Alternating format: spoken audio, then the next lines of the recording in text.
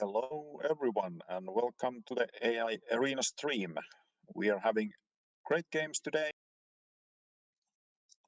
Great games today. I have few games that I have queued up uh, for today, and we will have some new bots, old bots, uh, and hopefully good time. If you're able, please join me on the voice chat on the Discord, and let's watch the games together and chat at the same time. So this stream is meant for the bot authors. Of course, everybody is welcome to join and what's going on. But if you're a bot author, you're very welcome to join us on the stream voice chat. That would be great to have others also here, except besides me, because if you have to listen to me 1 hour, that's a painful experience for everybody. So yeah, please join me.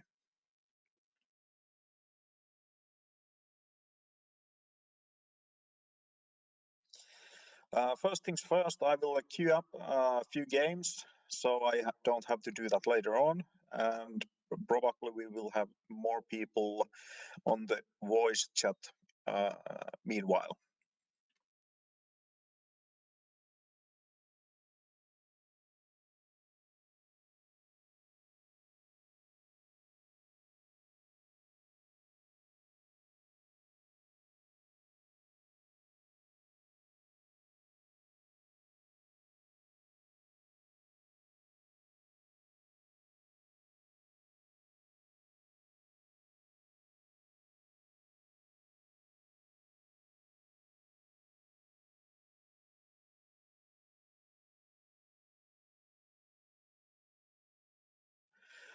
I think Ketrok will be joining us today, at least most of the evenings he is joining us with us, so no worries there.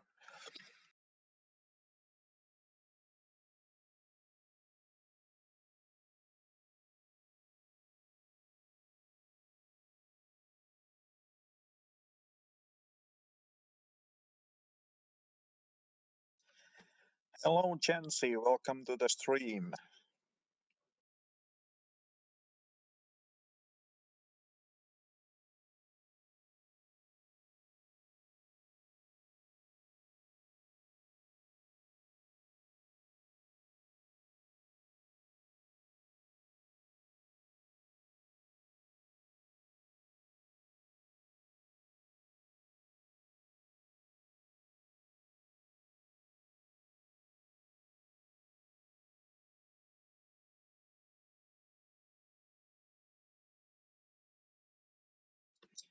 Few more games, what I'm going to queue up, and then I'm ready to continue. Hello, Spad, are you on the voice? Yeah, does this work? Hello, Spad. I hear you clearly, so no worries there.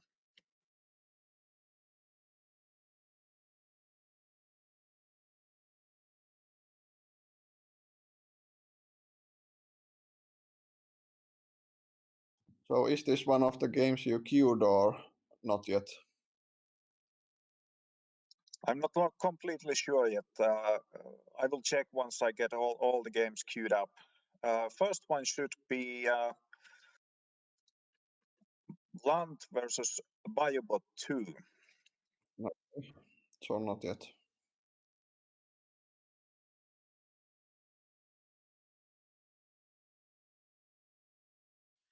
Okay, I think every game should be queued up now, so we can start checking the games. I have been away a couple of months. I had small issues on my private life before, and after those were solved, I just was burned out a little bit and decided to have a break. But now I'm back in the business.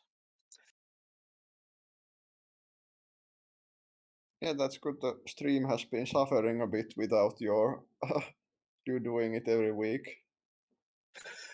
I'm going to make sure that this is not going to end this stream because this is something what we all like to do and watch. So yeah, we cannot let this die so soon. So I'm here to keep this stream alive.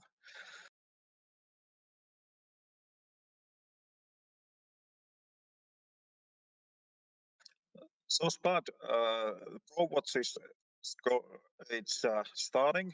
How are you feeling the upcoming tournament? Well, uh, uh, in the end of the ladder season, I made some pretty like I improved my bot quite a bit, but I think my bracket is like the two first rounds are almost the worst they can be for me. Like Yensi is one of the hardest opponents for me, and then also your bot is not very easy for me. I might lose to you in the lower bracket. It's not so clear. So Yeah, Chelsea is definitely bot that this cannot be underestimated. Unfortunately, I didn't make any improvements on my bot, so I have no idea how it's going to be. So good luck to you on the match if we meet. So that will be quite interesting. I think like if your bot, because your bot was I think winning against me on the ladder before, and I think it will if it continues with the same strategy because of that, it has a pretty good chance. Like it does the two base, like starts on two bases and then moves out a bit and stuff like that with tanks and that sort of stuff. Yeah, yeah. I think that's been working quite well lately. So it's a relatively strong strategy against a lot of bots, but we will see what will happen. It's not clear yet. Yeah, and I don't know what will happen either. But anyway, I'm not that confident. If like basically uh, any Protoss bot, I think I have a pretty decent chance against with pretty small changes. And uh, Zergs are also well. Spiny is a bit tough, but I was winning also against quite a few of Spiny strategies. He has some still that I can't beat, but Okay, so you're actually able to beat Spiny at some of its strategies. That's a really good thing because Spiny is not easy bot to beat. Hey guys, how's it going anyway? Hello, Crypt. Welcome to the stream. Actually, Thanks. this is, the first game is starting just now, so you are here uh, just in time. Yeah, just about in time. Yeah, sorry, I had to go feed my cat, so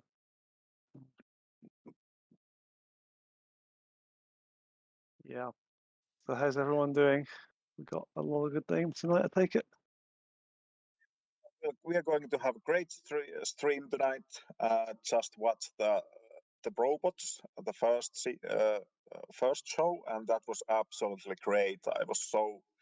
I had to come back in the scene because of that. Yeah, Uh, that's great. Really enjoyed some so of the matches there. yeah, I have to say, this is a game between Planty and Biobot 2. If I understood correctly, Biobot 2 is a completely new bot. Uh, it hasn't been around so long time ago, so long yet. yeah, it was uploaded this past week. Yeah, So I'm not sure how long he has been working on it, but I haven't seen it before this. it's making a bit of a splash as well, from what I can see.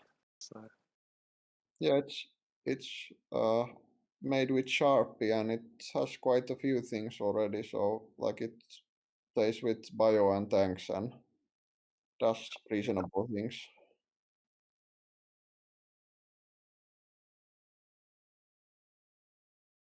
Although the author uploaded, I don't know if you saw, he made a YouTube video where he was playing against Chaos Bot. It was it was a pretty funny game. I haven't seen that yet, but I'm definitely going to look that after the show. So I just want to see that one. Hey guys, Oh, hey, how's it going? not too bad. Welcome, Ketrock. How are you doing? I'm doing all right. We also put out an announcement this week about our new feature that we're going to be doing weekly, which is the King of the Hill tournaments.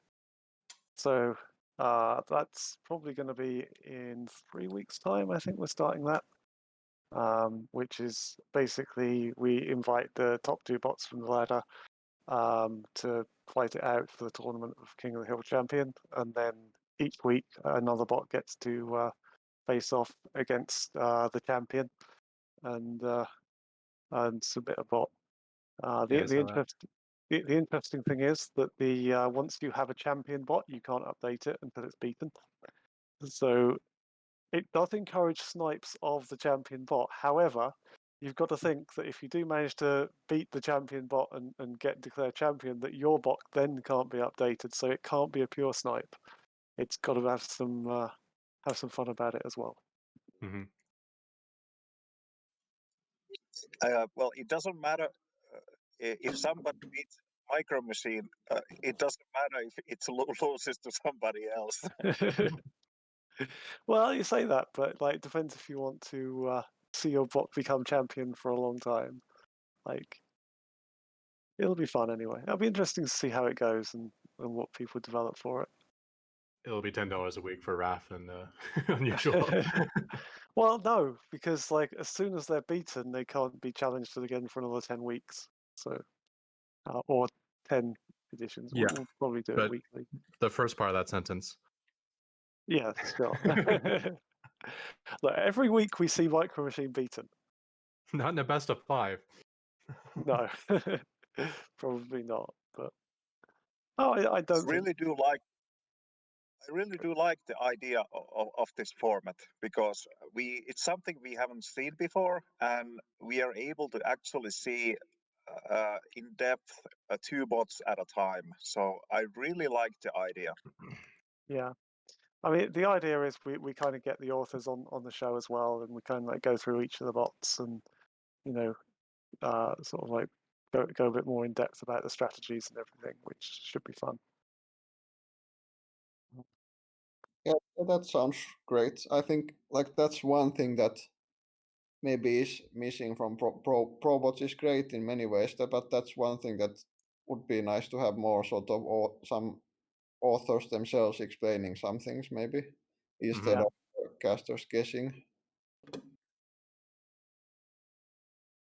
So hopefully we'll get them on. Like I'm sure there'll be weeks where we won't have all the authors on, but yeah, it'll be. We'll try and get as many as we can. I'm sorry to interrupt, but this is a rather interesting situation. Biobot is spending heavily on workers and on income, and Blunt is actually building up a decent army. And if Blunt is going in quite soon, Biobot might be in trouble. Yeah. I think he's quite badly supply blocked at the moment, so. What is that in the production tab? Is that a Nidosworm or Lurker? Or I can't even tell. No, I can't actually tell that. Or Infestation Pit? Yeah, It's something fat and possibly, spiky. yeah. Not entirely certain. I mean, it's possibly a lurker. Could be a Well, lurker, it's right? too slow for a Lurker. It's got to be a Yeah. structure. Yeah.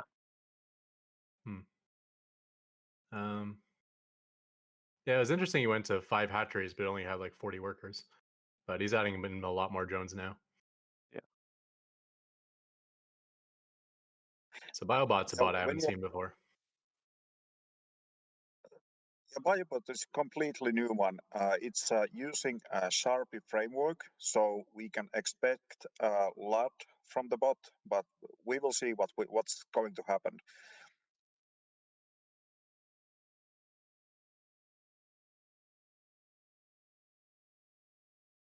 Yeah, it's Show the fight. it's pretty much living up to its name at the moment, with just like bio.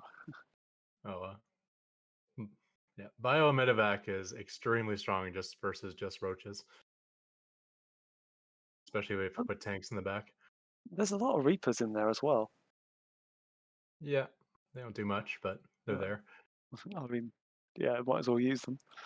Although we've seen Nickbot learns show that like a lot of mid game Reapers is actually surprisingly good if you're good with the grenades. Yeah, you can keep your enemy units on the air and they're not able to shoot anything. Yeah, and they're like it's like a storm when you cast that many grenades too. I've seen them like destroy like a whole pack of roaches just by putting like 15 grenades on them. I'm actually watching. I did watch half of your casts on the bot gauntlet tournament that you streamed before the robots, and that's really interesting to watch.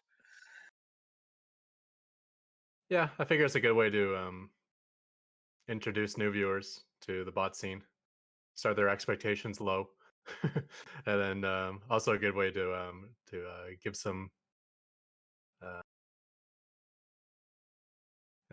show off some of the lower bots that we don't get to see in the major tournaments and stuff. Yeah, it gives them exposure to everyone. It's always good. Exposure, thank you. That was the word I was looking for. I think Ammo SC2 is the author for the BioBot, and if I understood correctly, he hasn't implemented the grenades yet. Yeah.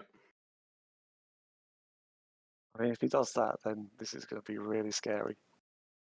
I mean, it's still not ideal to make mid-game Reapers, but Yeah. if you just happen to have mid-game Reapers, the grenades kind of do add up to something good. Yeah, But- yeah, exactly.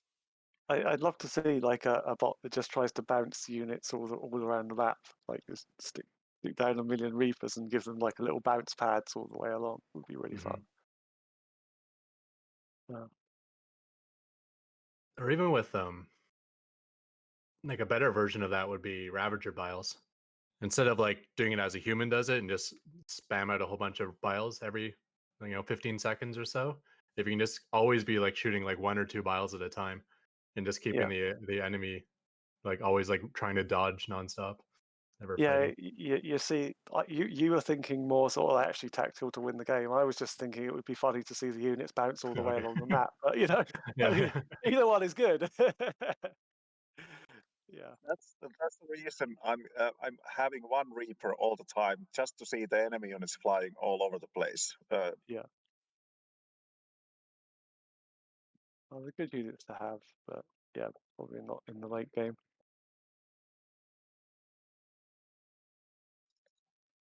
I saw Ketrakbot had those Marines dancing on when idle. That was the first time I saw the Marines dancing, and that was quite hilarious. I didn't know that you could there was actually a dance ability. You can just like issue a command straight to a unit. I thought we'd have to look into like the feature layer and somehow select the Marines and then type /dance, and I never got that to work. I played around with it once, but I didn't know there was just a direct ability you have straight to a unit. That makes it really simple. Well, I didn't know That's about cool. that either, so I'll have to implement that. Yeah, that's definitely something we have to have. Yeah, I tried it out to see if it worked, and then I forgot to delete that code. Now my Marines on the ladder just are always dancing when they're not doing anything, but it doesn't interrupt them from actually doing the tasks they're supposed to, so I'm just going to leave it like that. Yeah. Huge dance APM got going on now.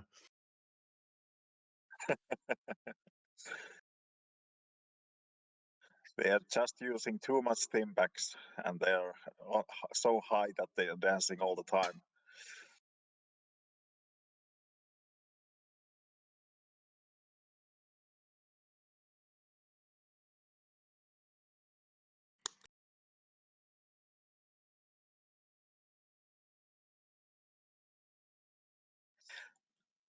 Didn't actually pay attention so much. Was Benbot BC building a bunker contain for the Danteman, or what happened on the game? I think so. And someone was trying to build depots next to the bunker. I don't think that would have been good for either bot, but I kind of missed what happened there. Yeah, I think Danteman always tries to like build depots to block off the natural, and Benbot had the bunker there. Yeah, I see. So then you get that constant wave of suiciding SCVs. Yeah. Yeah. That So would explain the worker lead for the Benbot BC.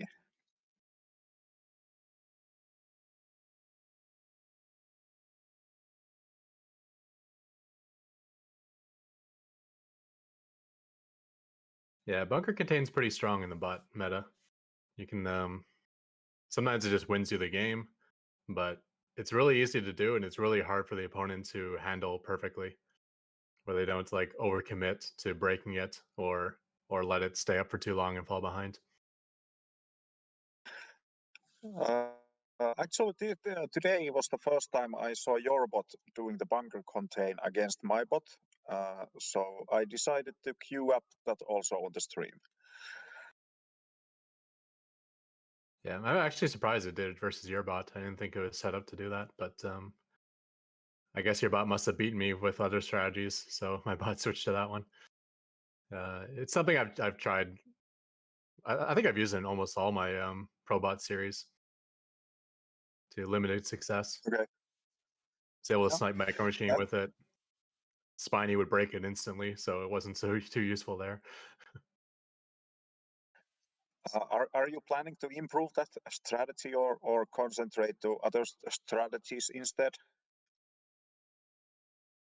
I don't know. I'm kind of mixed between like a big rebuild on my bot right now, and then also trying to make what I have better for ProBots as well. So I have one plan to improve it, probably specifically for Micro Machine, and then I got one more idea for Micro Machine. But it's mostly a complete build. It's got like 3 variants. There's like just build a bunker and hold as long as you can to deny the expansion. And then there's a more hardcore variant where you set up missile turrets and siege tanks and really commit to it. you need 3 ideas to sounds- beat Micro Machine on the King of the Hill, though. So Well, assuming he can yeah, sure, solve it between games. yeah.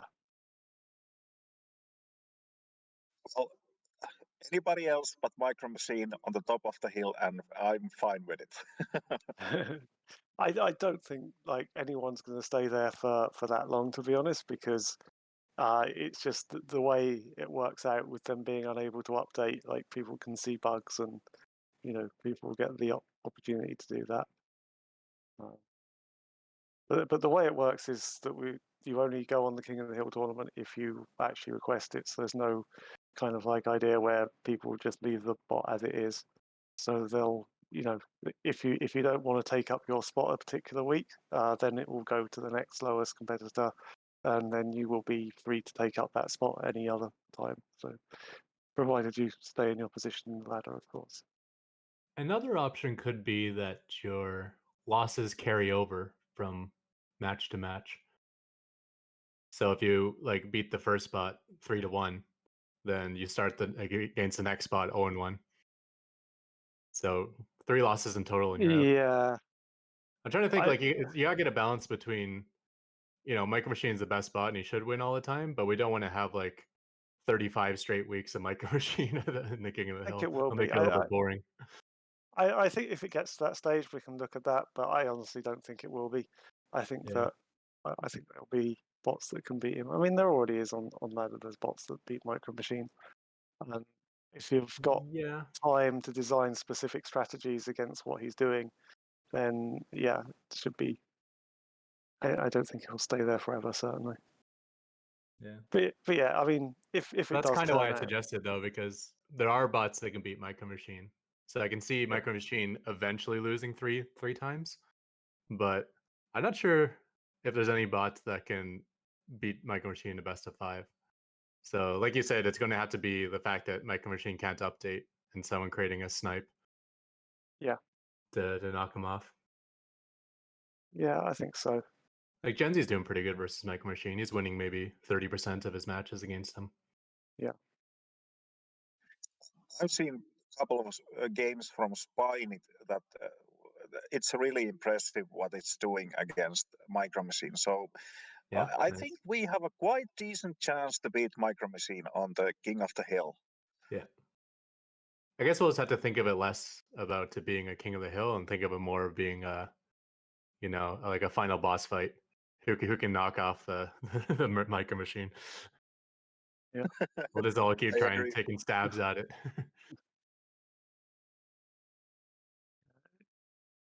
I say, I mean, we're kind of like just testing the format, and if it works, great. If it's needs updating, we can always change the format slightly or whatever.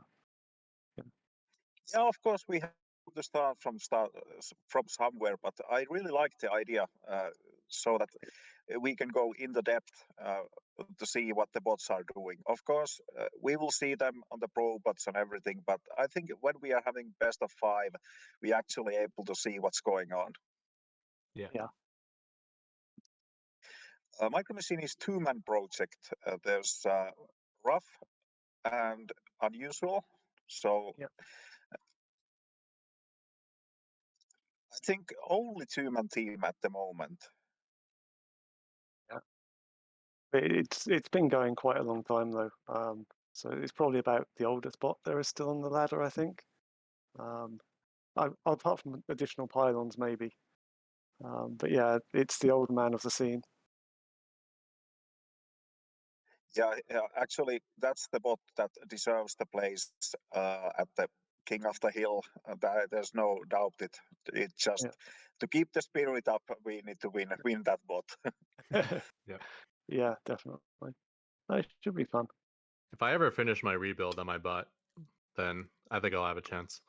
Because I got a lot of ideas for strategies in general and strategies that can beat Micro Machine. It's just so hard to implement in the way I have my bot built right now. My bot's very how do you say it? Like not generically built. So it's hard to do big changes. Yeah, I've seen that also with my bot. It's rather difficult to make big changes with the code. I have to say that Dandaman is doing really good job here.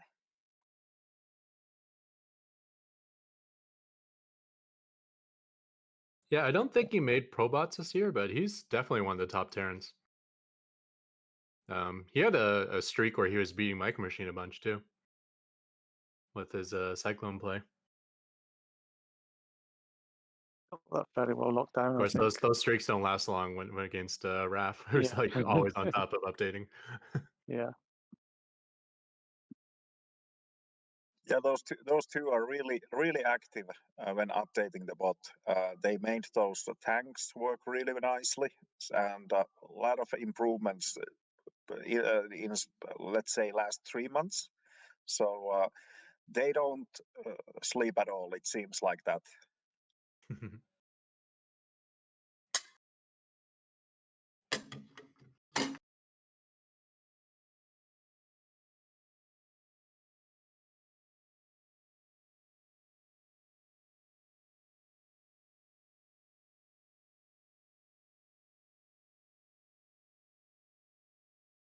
Micro Machine sometimes is adding a lot of biotank nowadays too.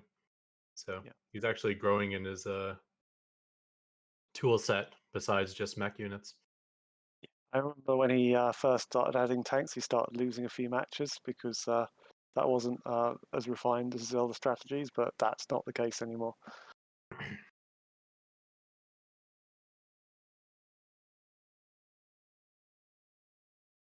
Yeah, there's definitely a point in the game where Cyclones might start committing suicide, whereas tanks will always have value. Yeah. So I did like the idea of, not just going Cyclones from your factories, but trying out tanks as well. Yeah, definitely. I think you can see sort of like just from human play that the amount of tanks are used that you probably should be using them.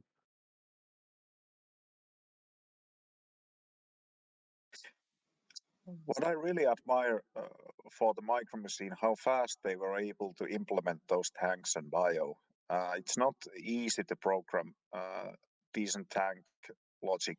So, well, you're able to make okay tank logic quite fast, but actually make it so good that you deserve the number one place on the ladder. That's really difficult.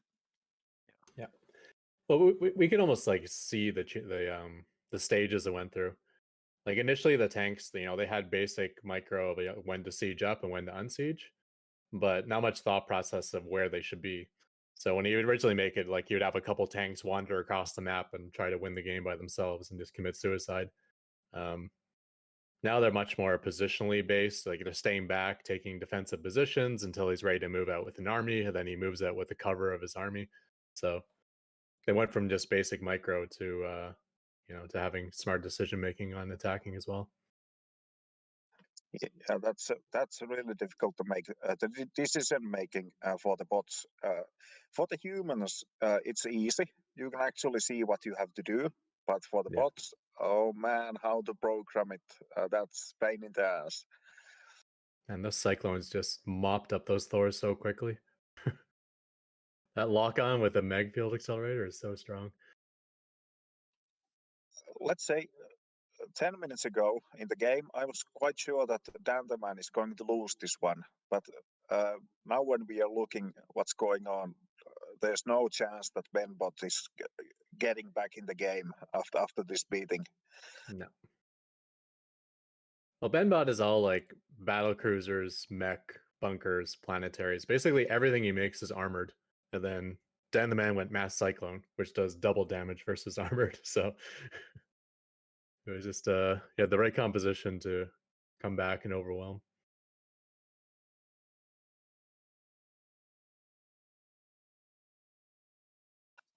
It's quite difficult to actually counter this many cyclones. You need some kind of tanks and some bio to protect the tanks.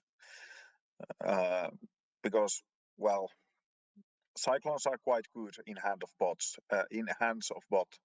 Yeah. Yeah, I mean, if they try to attack into a siege line, it's not going to turn out well for them. Stim Marines are very strong versus Cyclones, and Cyclones suck at killing Stim Marines. So there's a couple of good things, but if you're just making random mech units like a lot of Terrans do, then Cyclones is pretty good versus everything. And like you said, really strong micro in the hands of bots.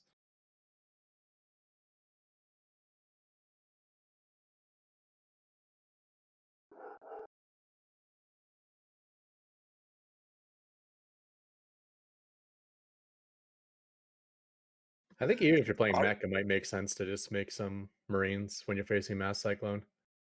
Like even if they don't do any damage, just to soak up some lock-ons or maybe take some hit points off the Cyclones if they're trying to ignore the Marines.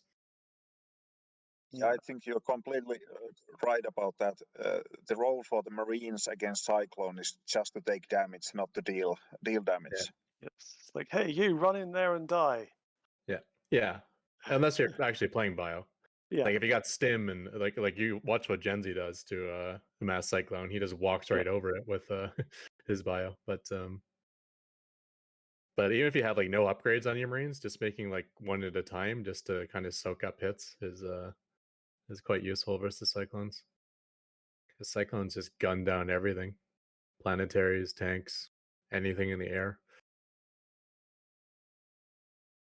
Other When Cyclone.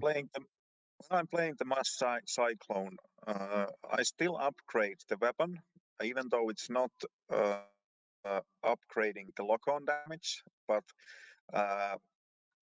you can actually use the Cyclones to shoot when there's not lock-on available. So, example, Marines are good targets for Cyclones when there is no lock-on available. Yeah. You could also argue, though, that it's probably best to try to preserve all the hit points you can on the Cyclone when the lock-on's not available. So maybe, I don't know. I'm not sure if it's good to use the auto attack or not. Like, yeah, you'll get into a little bit of extra damage, but you're also going to be taking more hits that way. Yeah, depends on the situation. Mhm. Not easy for the bot to be programmed for different situations. Yeah, exactly. Oh, look at Scout got stuck because of the nice pool placement. But so Wait. What is that? Roachborn, I guess. the Tyr cancelled the hatchery, it seems. Yeah, So, I don't know why did it cancel the hatchery? I think Z had a hatchery coming up. yeah, he cancelled the hatchery and made spine crawlers. I guess it was the pool timing and no second base, and it triggered a response. Yeah, that's smart. I think so. Although, for humans, if you already open pool first, it's probably, or if I already open hatch first, it's probably a good idea to let it finish. Yeah, definitely adding on the spines is good.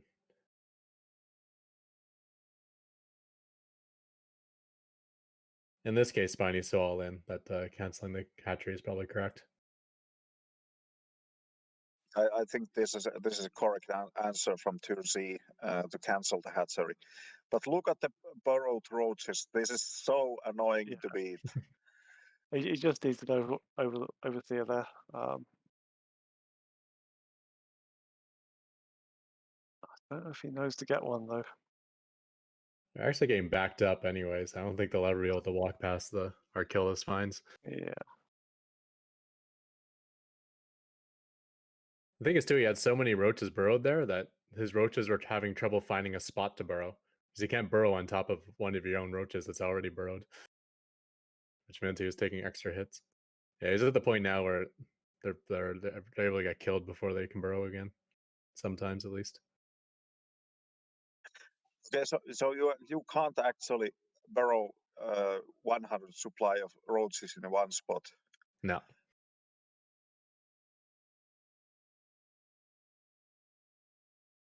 They're smart enough to know, like, if you tell them to burrow in a position they're not allowed to burrow because there's already a roach there, they're smart enough to, find the closest position and burrow there. But just that little extra walking around meant that they're taking an extra hit or two from the spines and roaches.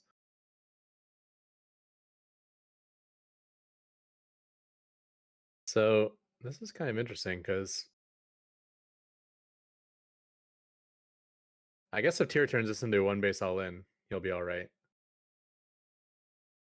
But he's falling behind economically. Spiney's taking his natural. I mean, can he just walk those spines across the map all the way? I think Tyr has to go quite soon if he wants to do something. But Spiny is already on the lead on the army supply also. Yeah, but a lot of it's Zerglings. It looks like Tyr's getting 1-1 as well. So his roaches are going to be much more powerful. I think Tyr definitely wins if he goes. Yeah.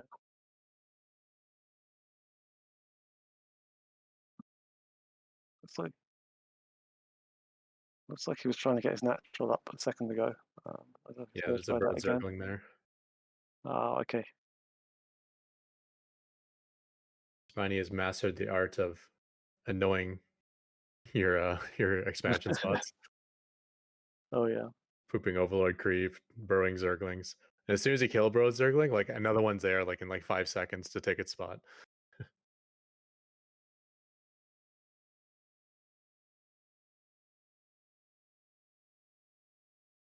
And the natural for the Tyr is also blocked. So is that so? Yeah. Yeah. Cool. Oh, Overseer. Okay, finally cleared. Still think this favors Spiny pretty heavily. I'd like to see Tyr attack, but I don't think he's going to. I think Tyr doesn't have any chance to attack because if he's going to stay a long time with this economy situation, he's going to lose eventually. Yeah, Got the really time to good army attack is supply. probably gone now too, just looking at the army Yeah. sizes. So at this point, he's got to defend and slowly come back, I guess.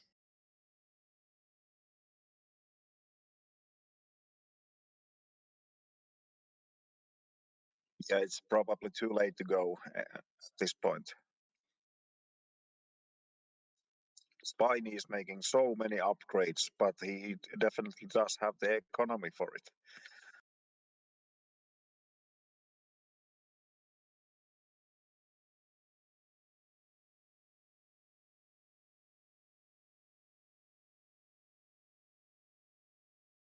Rasser points out that he's, what is it, 2-2 upgrades versus, I think 0-0 at the moment, about to be 1-0. So 4 upgrade advantage. That is pretty huge. Yeah, that will be quite a decisive factor on this encounter. And up on army size. And he's got Ravagers now. So not even like attack advantage for Spiny anymore. The Zerglings are going to be almost useless versus the Roaches, given those upgrade advantage.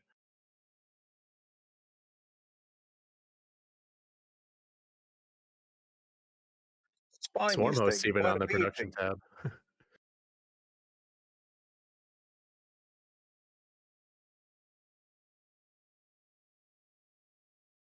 Yeah, Spiny's making the desperation Zerglings, but I don't think that's going to work versus 2-2. Still a good amount of Ravagers for Spiny. This is quite interesting encounter. Yeah.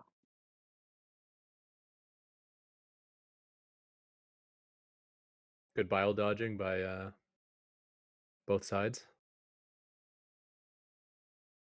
I just saw the that's first something- biles hits and it was Spiny hitting himself.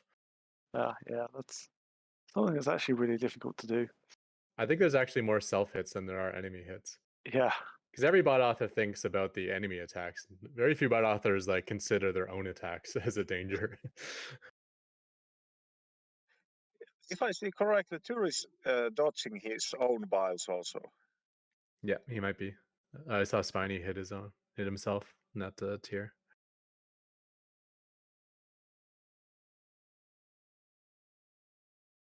Yeah, things like effects like Storm, Reaper grenades, biles. Those are things where you don't want to check like the alliance of who casted it. Just dodge it no matter what. The storms also affect own units. Yeah. They do. Parasitic bomb does Okay. not. That's a friendly fire or that's a enemy attack only. Same with fungal. Although those aren't effects per se. Okay, because I was in the impression that the storm doesn't hurt your own units, but okay, I accept that it does. Mm-hmm. Usually it's only your zealots getting stormed, and your zealots are pretty hardy units, so they don't. Doesn't seem that bad, but Okay, we did see a that's bot, the like I reason. think Shark bot or one of those Protoss bots that starts with S. We saw him like storm the heck out of his own zealots once. Basically destroyed his own attack. I think that was in an SC2 AI tournament. yeah, I think that was as well. Maybe it was Sharpie PvP Easy. One of those bots. Wasn't Sharkbot, something like that though. Oh man, that's Yeah. unfortunate. He would have won apart from that, I'm sure. I think the next game will be Etrock with the bunker contain against Annie. So, do you want to say something about the bunker contain? Was that originally meant for the micro machine? It was originally a TVP build. In desperation, in my first Probot season, when I was going to face Micro Machine, where I had a 0% win rate, I made a different variant of it, which adds like missile turrets and siege tanks, and I figured that would work versus his Banshees and Cyclones at the time. He still 2-0'd me that series, but I knew it worked versus him. So then I tried it again the next Probots, and it worked that time. Okay, But yeah, I cool. use it versus all three races. There's two variants. One's you just build the bunker, delay the natural as long as you can, try to get ahead. And then the other one's, with the siege tanks and missile turrets. And a bunch of SCVs to repair. It's pretty strong. Benbot BC does something similar. I think that has a really good chance that strategy to win, actually work, because I think a lot of the bots can't handle the contain so well. So if you want to put some effort in it, I think that will pay off in the long run. Yeah, I mean, especially if the bot just kind of attacks the nearest unit with his own army. So you contain him at the beginning of the game. He makes a stalker, walks into the bunker, loses it. Makes another stalker, walks it into the bunker, loses it. I mean, you can just get that repetition of killing off whatever army he has. So it's definitely easier to implement than it is for the opponent to defend. Yeah. There was a lot of swarm hosts from the tour in the previous game at the end. Yeah. He started adding it in on the right when things started going well for him is when he started making swarm hosts as well. That's definitely the unit I would be using if I had a Zerg bot. I got some swarm host ideas. A very cheap unit actually, in terms of cost. Yeah. It's heavy on supply, so it can make you really hard to it can really take away from your main army, but you can get a lot of them for cheap. The very fact that you can just pop them out of Nidus pretty much anywhere on the map, it makes them extremely powerful. Yeah. Especially in bot games when you can just basically have perfect micro and get all the locusts out exactly when they spawn. You throw So- one queen in the Nidus or a couple queens in the Nidus as well. So every time you Nidus somewhere, you throw down a couple creep tumors. Yeah. And then you got your auto spread code, and all of a sudden you're spreading creep all over the map. Yeah, that's be fun. Basically, you don't want to have your complete army made of swarm hosts because it's so supply heavy. Yeah, unless you can keep the opponent on the defense. If you can keep him completely hunkered down because he's always having to deal with locusts, then it's fine to have not much of a main army. But once you have to start defending, you're in trouble because locusts will be off cooldown, and even when they're not off cooldown, it's hard to defend with swarm hosts because it's hard to force the opponent to fight the locusts when they're on the offense. They can just back up and wait it out. Okay. Yeah. Okay. Yeah, I understand. When the locusts are attacking your base, you have to fight it. If you don't fight it, it's going to destroy your base. But when you're defending with locusts, obviously it's difficult for bots. It's easier for humans, but you have the option just to pull away if he launches his locusts at you. I think the golden wall is really good for the swarm hosts. Oh yeah, Spiny Swarm Host got 500 tank kills versus me in that ProBots finals. Oh yeah, that was harsh. What was it just four? I think only 4 swarm hosts survived the initial chunk, but they just got value all game long. Yeah. So difficult. I had some weird code at the time where I was ignoring burrowed units or something along those lines. Oh my gosh, that nuke. So FYI, my bot has 0 code written for nukes. It does not look at it or consider it or do anything about it. Yeah. That was pretty funny. You were on one base with the wall closed, and the ghost was on the ramp nuking the base. It's happening again too. Oh. Yeah, that's a little bit lucky, but that solved the problem for me. Before I'm ready to move out, before I set my army to the offense, I usually have my army hang out at my third base. So there was a game where I kept rallying my unit, my army to my third base, and Antibot just kept nuking my third base. So I kept losing the entire mineral line and my entire army every time he would nuke.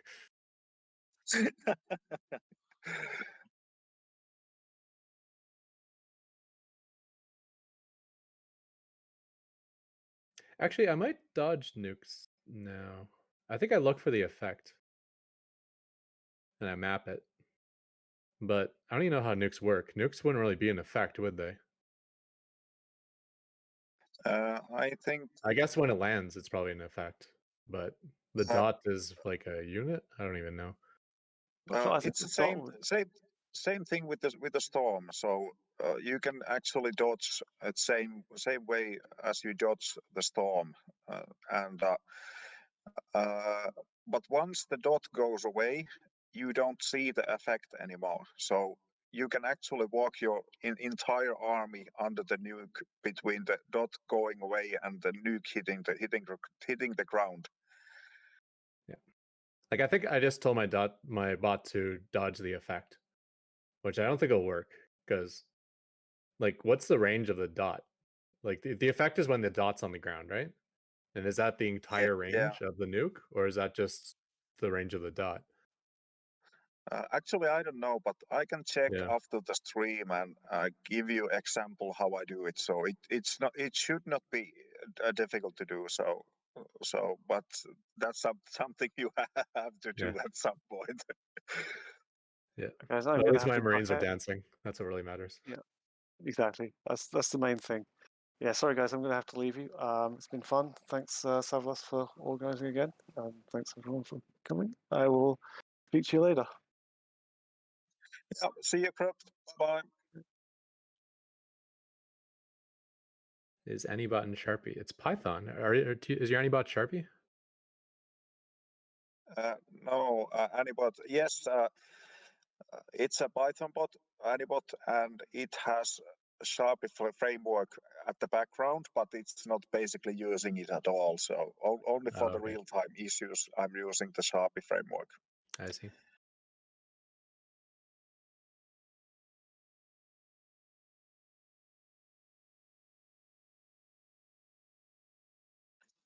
Are you on the Twitch stream? Can you skip the game for the next one?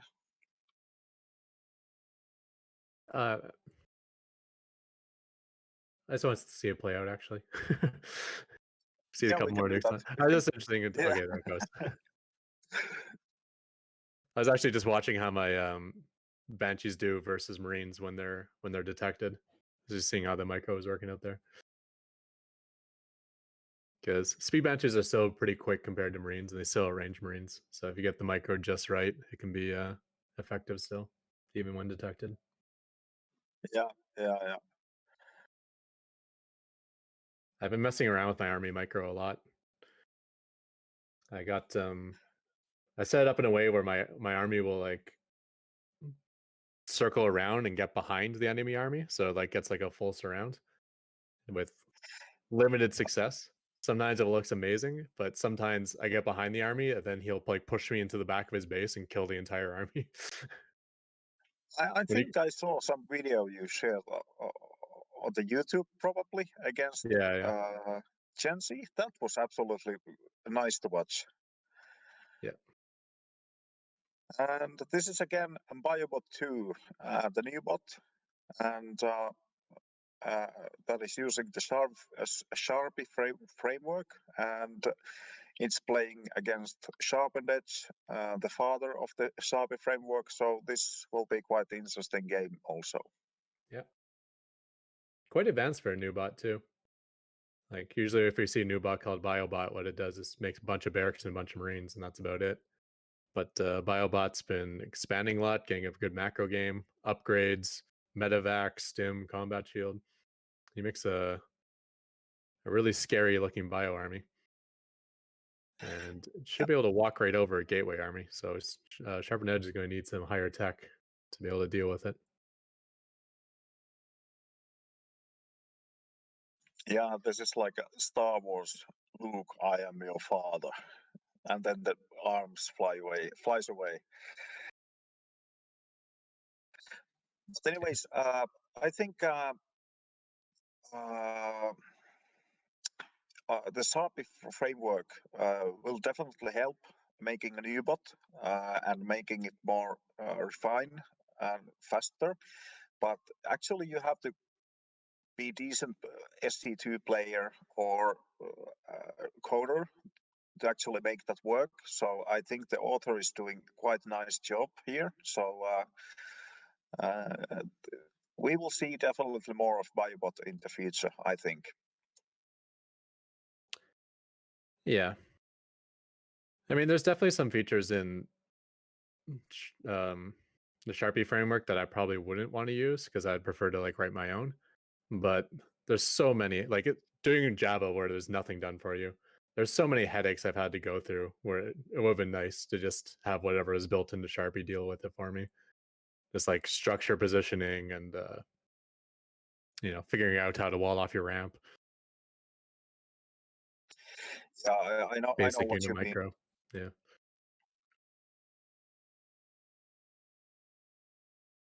And actually, Sharpie is able to group up your army for you at some extent. I don't actually completely know how it's done, but that's definitely something that's really difficult to code and impossible for me. So that's the reason I'm a little bit intrigued to start a new bot with the Sharpie framework, but I will not abandon Ani at this point because it's doing quite nicely at the moment. So yeah. Maybe the most diverse of the Terran bots. You got your only factory build, you got your nukes, you got your Widow Mine contained. You got a lot of really cool unique builds in that bot. Yeah. I really liked that actually, that only factory build. That one game I saw of it looks super powerful. It made it made like bio armies and cyclone armies look like a joke.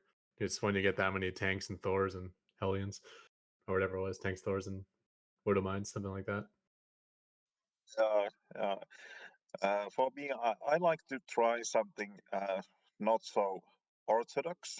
Well, if you have seen the Widow Mine build, well, it's a joke basically, but it does work sometimes really nicely. Yeah, Widow Mines is actually one of the first things I want to try out once I rebuild my bot, because I got some ideas for some usages of Widow Mines. Especially now that we're probably going to be on the new patch, so it's going to have the ability to stay cloaked without getting drilling claws. Yeah, so that's really good addition because it was really pain in the ass when your Widow Mines are not burrowed. I mean, cloaked after the shoot. But I think in hands of author like you, actually, who is able to play the game, I think the Widow Mines will be even more devastating than on the amateur like me. So I'm really looking forward to see some Widow Mines on the Ketrock bot. Yeah, well, I'm thinking about things that I always think about things that humans can't do. So I'm usually not doing human meta, but I was thinking one of the things that bots can do that humans can't is individually burrow a Widow Mine as soon as it starts taking damage. So if you can imagine you have 15 Widow Mines, you just charge at your opponent's enemy, and as soon as one starts getting targeted, you burrow it. Just that alone would probably end up with a pretty good result. Unfortunately, Widow Mines burrow quite slowly. If you're facing something by or something, you can get killed. Well, if you drilling have claws, of Widow Mines. Yeah. If you're sending in one Widow Mine against an army, of course it's not going to work. But if you're sending in a pack of them and then the damage gets spread around a bit, and you got drilling claws, I don't know. It's just the idea I had. It may not end up working, but I think I get some work done with Widow Mines. Please try that one. I want to see how does it work. Yeah.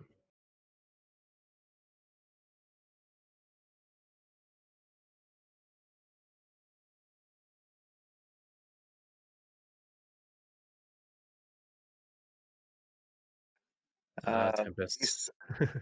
This did look so good before the Tempests, but now it doesn't look so good anymore.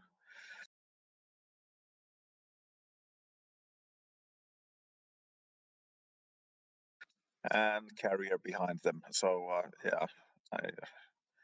Well, Sorry, carriers are my not actually releasing the interceptors, so they're not that useful.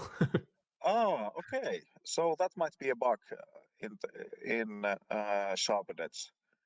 Yeah.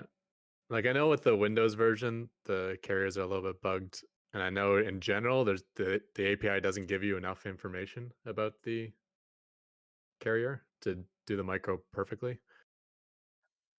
If I remember correctly, I read somewhere that you are not able to see are the interceptors out or not. You may not even be able to see how many interceptors the carrier has. Yeah, I don't think you know how many interceptors the carrier has. Yeah, something like that. There's some issues with the interceptors, make it really hard to code them.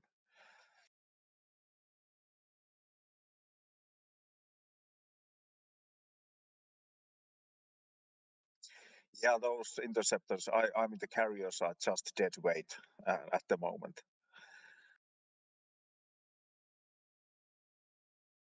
Maybe they're just But microing too hard. Maybe if the threat goes away, like if there's no Marines or anything, maybe then they'll start firing.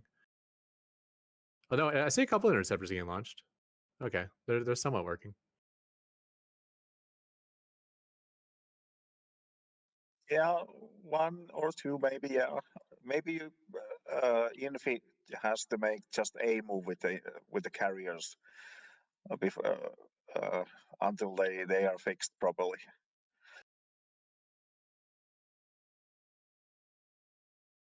It might be something like with my Ravens, when I cast an auto turret, I can't give it a command until the auto turret's actually been placed on the ground. Otherwise, you'll never actually get it out there. So some commands just take more than one frame. Oh, okay, I understand.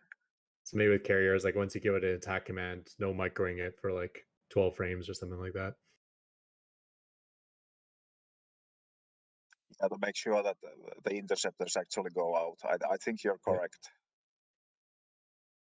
But then one of the cool things about carriers is once the interceptors are out there, you have like a leash range of like 14 range.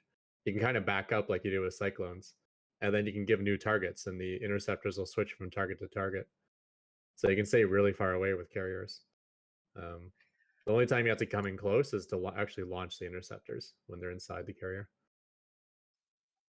Can you launch them on your own units? You can, but you have to attack your own units to do so. You could like launch them Yeah, against rocks or something, like destructible rocks, and then change targets to the enemy. let's just launch the interceptors on the next interceptor and then a move to the enemy or something like that. I think you don't ever have to take them on the range of enemy. These authors don't do that. I don't want to solve how to beat that. Yeah, definitely the most complicated micro of any unit to do perfectly would be carriers. There's so much complexity to it, and I'm not even sure if it's possible to do it perfectly, just because the API doesn't give us enough info. But I would love to see someone try. I have the feeling that carriers could be like totally OP if they could just hang out at 14 range all the time, like pop in range every once in a while to release interceptors. Yeah, I think you're right about that. Uh, Tempests are really difficult to deal with, and if they are supported by carriers, that would be insanely difficult to beat. Yeah.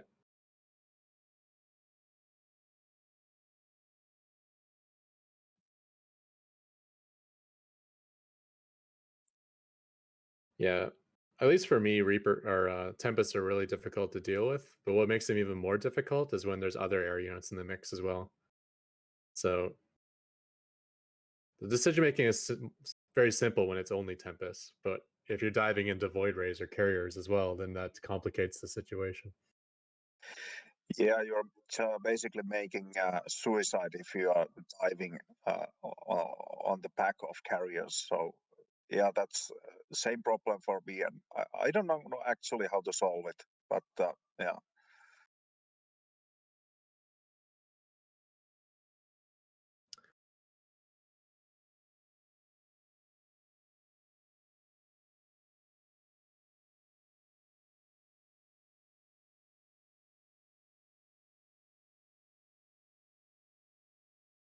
And then when I do dive in, I kind of consider Tempest, Carriers, and Mothership all like in the same category. So I'll just dive them all and just stutter step into them, like just choosing one target at a time.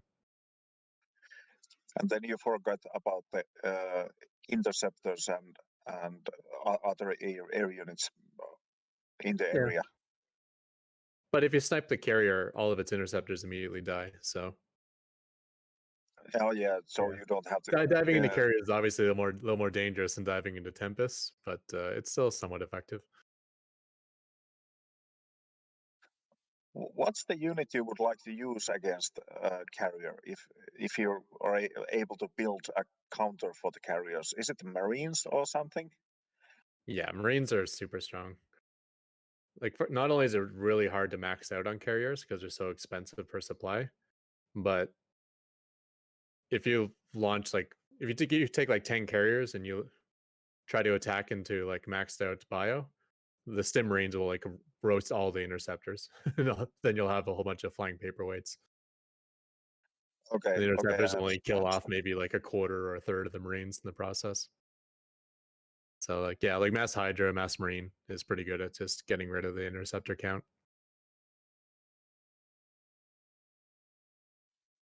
I have to say this is quite impressive counter-strike for the Biobot. Well, we have to say that the carriers were not working properly, but even still, Sharpenets is taking quite a beating from the Biobot. Yeah, it's not over yet though. There's still a significant army on the other side of the map. With that said, I'm not sure if Sharpen Edge is going to be able to build any more army. He's kind of down to these carriers. He's got mining. I just don't know if he has production. Although there's a lot of structures at the 7 o'clock base. Okay, they're going to fight. Let's see what happens here. Yeah, and is Sharpenets able to replace the production if it's lost? I don't know.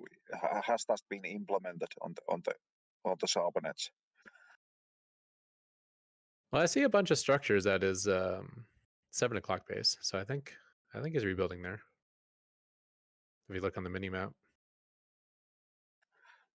Because I think Sharpenets has determined building placement, uh, but does it actually build elsewhere than on the home base? Okay, it does. Okay.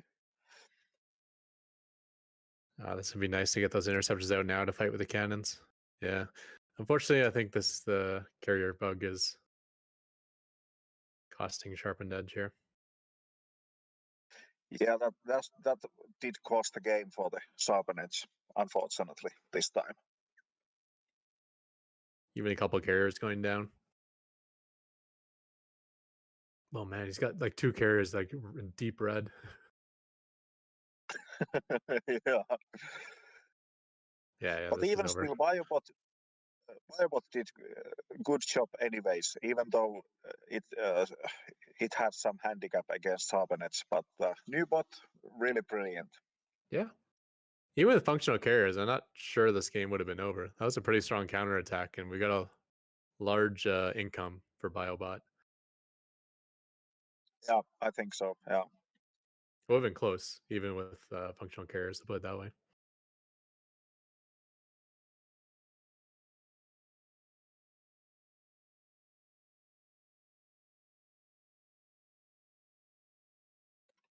Next game is the obligated game, one micro machine game per week. So next one will be it. How long have you been working on this VOD, Ammo? So complete. Like Vikings even lands, Ravens casting interference matrix. Looks like a very veteran bot. If I didn't know any better. Yeah, it definitely doesn't look any rookie bot. 2 weeks. Oh my god.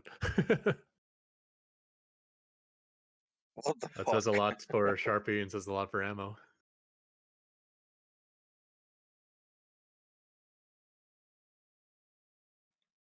I wasn't That's all from able to Sharpie. He start didn't code it. Oh, okay. Interesting. because after 2 weeks, I wasn't able to start my bot. So Well, we had Blinker Bot written in one evening, and it went to like top 5 on the ladder. So it's doable with the right Yeah. base framework, I guess.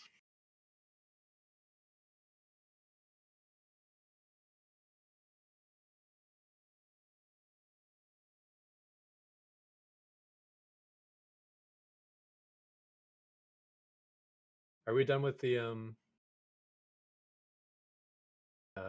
selected replays we had?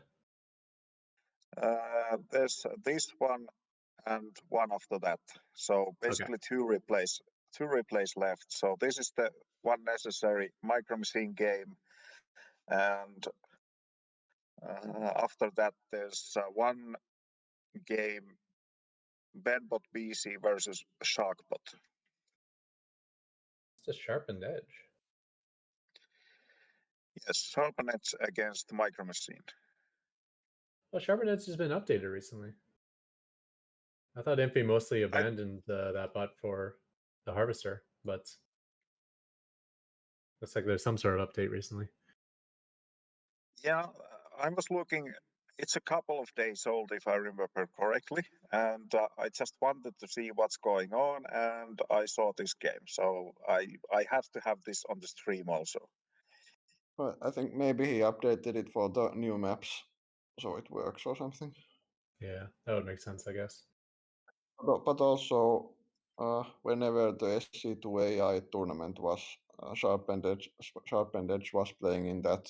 Was it in January or something? I think he did some changes for that. I'm not sure. Yeah, could be right. Could be right. Yeah, because Sharpened Edge doesn't actually use the Sharpie framework, I don't think. So Yeah, any changes they make to Sharpie framework, you'll probably have to make to Sharpened Edge as well. Yeah. I think the Sharpies, the Sharpie framework is extracted from the Sharpened Edge Yeah. bot. I think so too. But Sharpened Edge doesn't contain the well, difficult to explain because I'm not completely sure how it works. But without Sharpened Edge, there would be no Sharpie framework. Yeah. Whoa. I'm not sure if I saw that right, but I think he was purposely blinking one stalker onto the ramp to grant a vision to the high ground for the other stalkers. That would be so cool. That's what happened. I'm not sure if that was just coincidence or, but he did it twice. He blinked a stalker on the ramp, lost that stalker, and then he blinked another stalker on the ramp. I missed that, but I've seen I think few bots even do that. They sort of send one unit ahead, either blink a stalker in or send one zealot in to sort of get the first tank fire on that unit, and then the rest of the units come in. I forget bots were also doing that, but I saw that a few times. So we're overrunning Micro Machine here. Micro Machine has a really nice tank position though, although the Marines stopped covering the tank, so rip your tank. Gets this muttered. More prism down, maybe he can stay alive. Save your lives, abandon the tank. Attack with the Vikings. A little indecisive. Cyclone's racking up the kills though.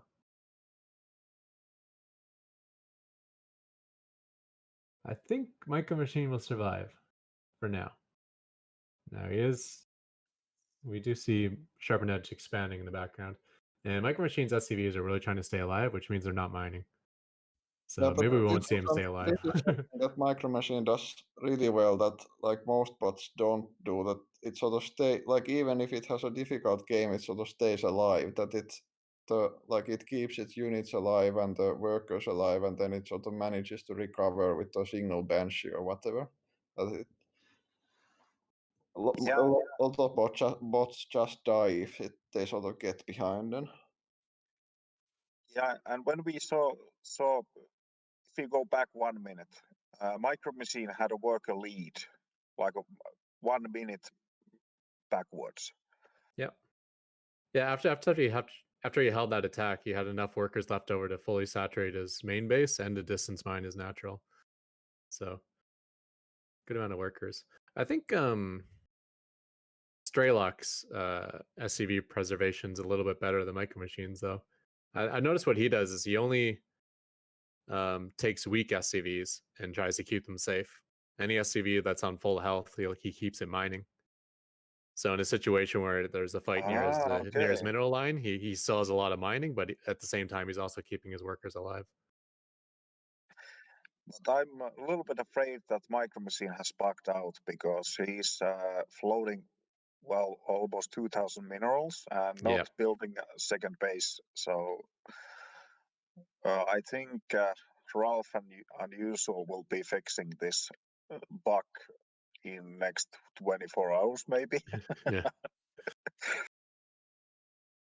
Remember that Or one game where he 12. tried to rebuild and he built like 15 engineering base?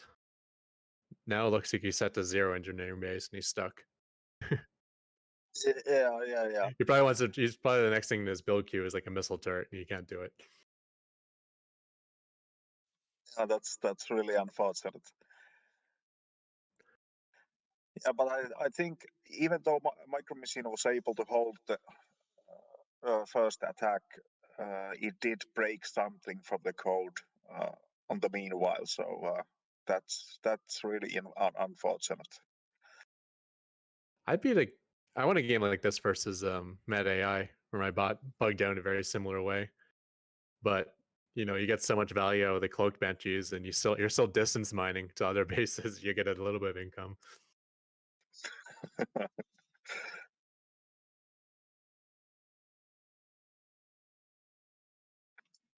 Do you want to see the bitter end, or should we skip this one? I think we can move on. It's only a matter Will of time. you- Oh wait! Did you already do it? Micro Machine snapped out of it. He's expanding now. Okay, so the game is not over yet.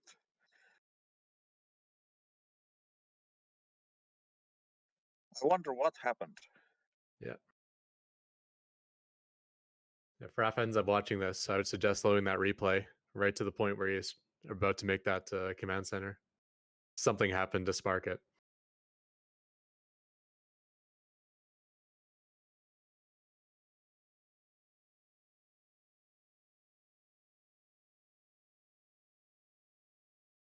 Maybe the long distance mining was saturated also. He had a what he had? He had a barracks and a starport. Yeah, I'm not sure how. Like, what do you got stuck on exactly? Yeah, I can't say. I think Micro Machine has so much code in it, so it's not easy to find out where the actual problem is. I think my bot doesn't have any chance to recover from that kind of thing.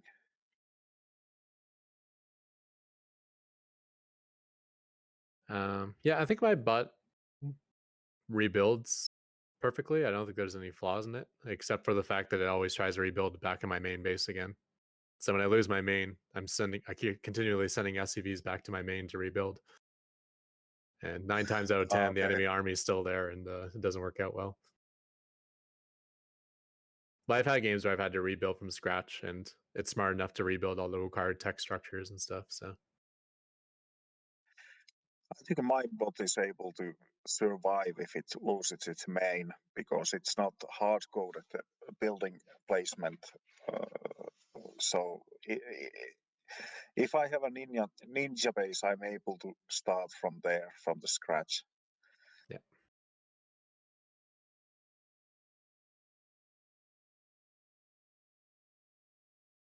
Yeah, as long as you're always checking tech requirements, I think rebuilding is pretty simple. Like if you're trying to throw down a fusion core and you say, "Oh wait, I don't have a starport, so let me queue up a starport." And then when you try to build the starport, it's like, "Oh, I don't have a factory, so let me queue up a factory." As long as you just keep going backwards to the tech tree, you'll eventually get all the structures you need. I think Yeah. I have those hard coded in a bot, so it should be able to do it. Unfortunately, the Micro Machine lost for a bug, but anyway, we are happy that Micro Machine lost. So thank you, Ralph, and Usual for that. Yeah. If he snapped out of it maybe like 2 minutes earlier, he might have had a chance. Because just at the time he got those bases saturated and completed and saturated, that's when the stalkers were knocking on his front door again. Yeah, I think so also, because after the first initial attack, Micro Machine was ahead of workers. Even he was taking so hard beating from the sharpen edge.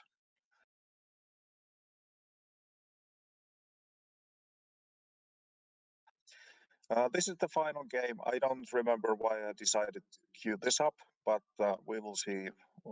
Hopefully, this will be interesting end for the today's stream.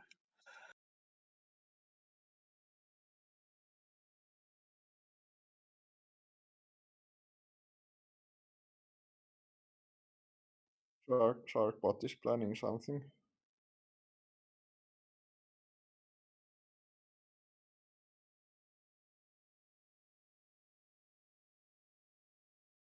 Pylon is up, and what we will have next? Gateway. That's like a proxy void ray shield battery build, although without power.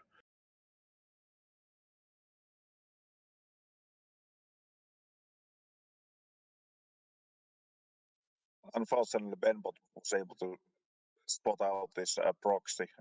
I think this won't end well for the Sharkbot, unfortunately. Are the shield batteries working as they should on the new patch? They should be. There should be overcharge available, and yeah, Protoss bots have been a little bit weak compared to the Terrans on the ladder recently. So you Protoss authors should totally take advantage of that ability. It is super OP.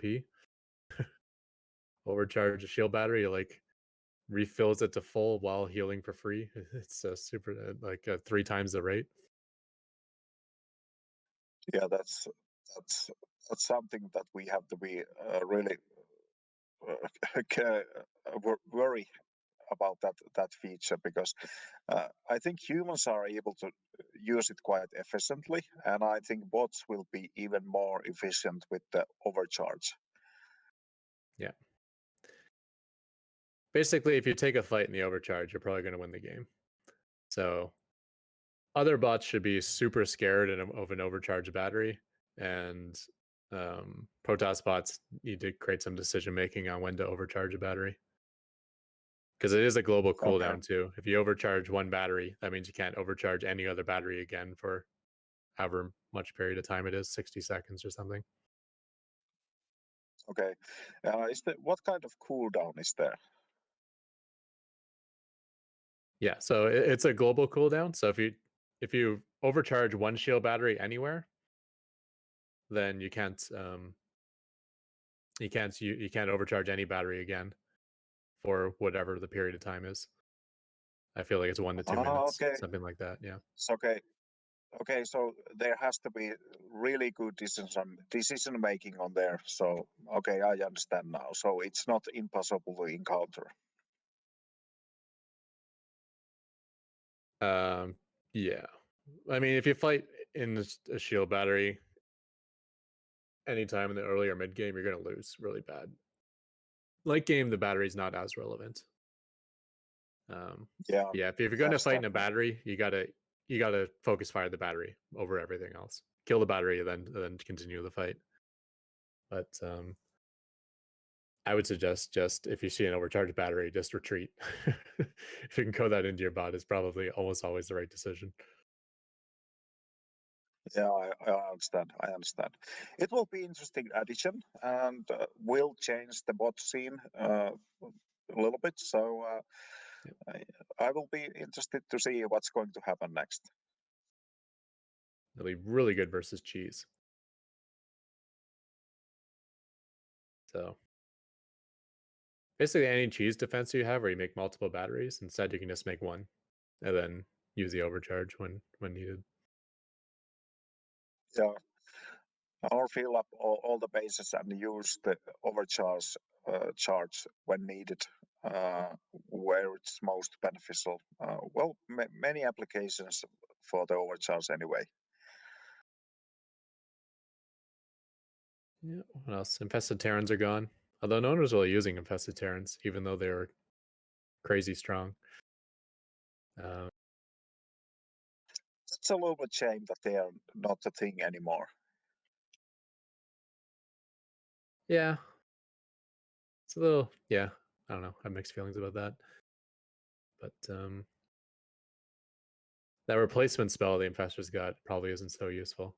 Although maybe in the bot scene it would be useful. I think bots Oh. could use that. He got the Tempest upgrade. So notice that Tempest shots are red now. That's a new feature in the new maps. It does. What does it do? I think it does like 80% more damage to structures. So like things like static defense just get absolutely obliterated by Tempest now. Oh shit. Yeah. Protoss Like I is rely on repairing my planetaries when there's Tempest. That I won't be able to repair for very long. Protoss OP. The only good thing is it costs a significant amount of money. So if he has that upgrade, that means he has one less Tempest than he could have.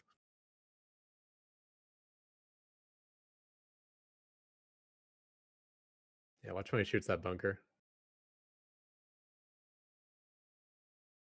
Boom, one shot it. Oh, Yeah, that's insane.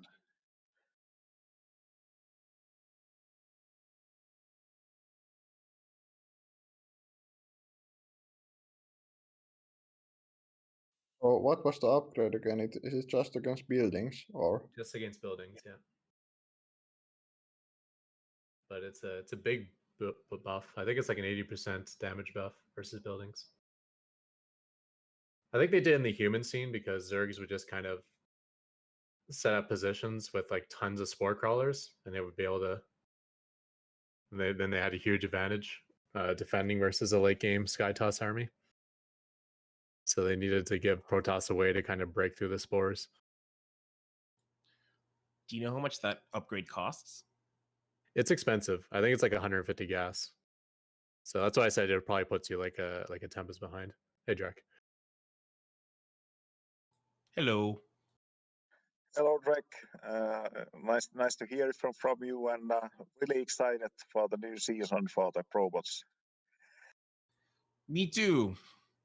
So it looks like well- these new maps are looking good, probably like looking stable. So they'll probably be available for next Probot season.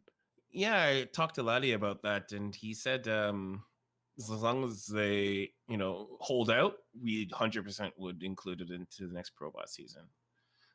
I've been wanting it for forever. Like it's truly for me to keep close to the human ladder is super important to Probots and myself. So yeah, we all do.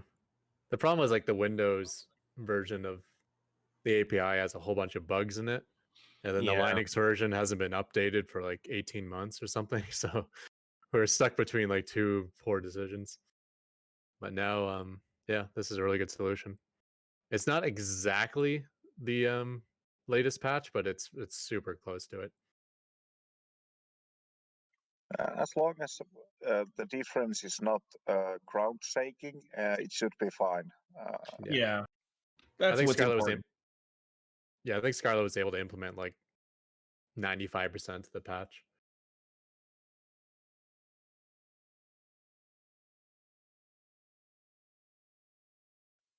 It's a good thing that we had her on the scene, and that helped us quite a bit. So it was a really good thing that she came along. She's the reason my Marines are dancing now.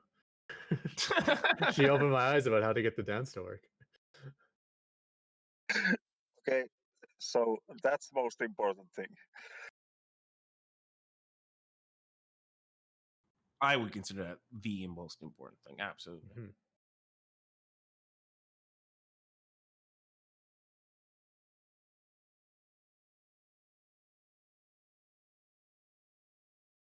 I think this is quite an interesting game because Benbot does have a lot of workers. He's been able to keep those alive, but unfortunately, he has basically 3 bases he's able to mine from, 4 bases.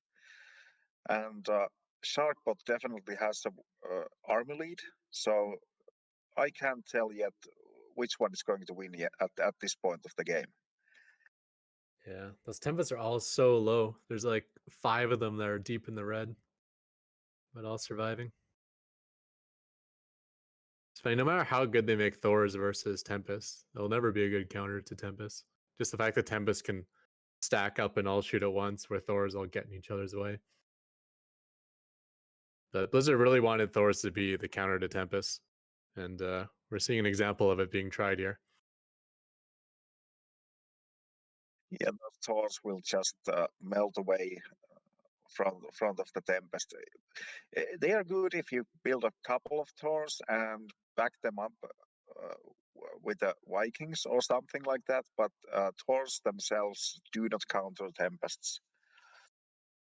Yeah, I mean they outrange the Tempest, which is nice, and they have that bonus to massive, which is nice. So on paper they look like a really good counter, They but in outrange practice Tempest. they just yep, Tempest do 15 range versus air, but only 10 range versus the ground, and then Thors were buffed to 12 range versus air. I see. Yeah, so on paper they look great, but the problem is Thors get in each other's way, so you never get more than like 2 or 3 Thors attacking at once, where like 15 Tempests can be firing at once, and They then can stack up. yeah, it's just the mobility issue which make Thors bad. This game actually isn't over. It looks like the Tempests are just about to win, but he's staying on 3 base economy. I think he's down to just like 10 mineral patches or something at home. So if Benbot PC can keep hanging on, I think he might eventually win. Were there any BCs? Where are the BCs? I think they're probably all dead by now. That is one thing that Tempest are is incredible against. They have that bonus to massive and the 15 range. He did have BCs though at one point.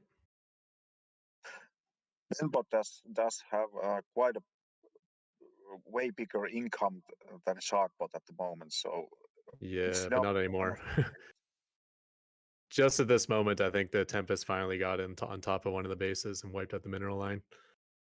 Yeah, you're correct about that. Yeah, if he was able to continue to hold that front line, I think that even trading badly, he might have eventually pulled it off. Now it's looking pretty rough for Benbot. Now, in past, like even Probots, the Tempest has been always this really dominant unit and strategy. Do you think that's with these new patch upgrades that we could see that again? Yeah, I mean, I think it's still one of the main choices out of Protoss bots. I just think Protoss probably hasn't been performing that well in recent tournaments. Well, yeah, last And- season, like none of them made it. Yeah. And Tempests are kind of like Micro Machine in that everyone has their eyes set on them. So everyone is building counters to Tempest, just in the same way that everyone is trying to snipe Micro Machine because it's Got so it. strong. So it's part of it's the strength of the Tempest, but part of the reason it's not looking so good is because everyone's, trying so hard to hard counter the Tempest. Yeah, I mean, additional pylons ran me over in game 1 last week with the Tempest. I think the Tempest were dominating the scene, let's say half a year ago, maybe Yeah. a year ago. They were really obliterating everything on their way. So, but not anymore so much. A lot of bots are able to actually encounter those Tempest Rush. Yeah, especially like the simple builds, like the one base Tempest Rush sort of idea.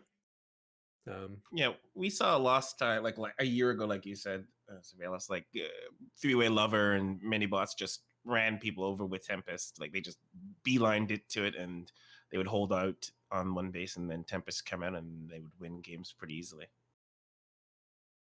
Yeah, like Sharpened Edge and 3-Way Lover were heavily known for Tempest, and they haven't been updated for over a year. So No, well, that explains it. so they're kind of falling behind in terms of power level. Golden Armada never shows up in the tournaments because that's made by Rasper and he has Spiny. So I like that. yeah. I like that name, Golden Armada. That's a nice Yeah. name. He lives up to its name. It's all like Carrier Tempest. Very strong bot too. He's always like top 15. Yeah, you're right about that. That was the last game I had for the night. So, do you guys want to hang out a little bit more, or should we wrap up for the night? I have to get going, but you guys can do it. I whatever you like. too will get going. I just came to pop in and say hi. Oh, okay. Yeah. Hopefully, we will see the next Probots show doing greatly, and good luck to you all in the future. And I will be shutting up the stream for now. Thank you, everyone, for joining. Oh, thank You want to plug the next Probots cast? Me? Yeah. Yeah. Oh, sure, absolutely.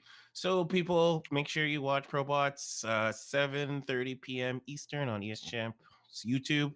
I promise you, we will make it a lag-free stream. I'm declaring it here on the stream. You heard it first. Oh, that's a Well, we've been working very hard. We've been working very hard behind the scenes to try to make sure that's perfect. It pains me a lot when it's not perfect. I'm a perfectionist in that regard. So I can believe you. I can believe you. Good luck with that, and see you next time. yeah. Have a good one, guys. Yep. Bye bye. bye.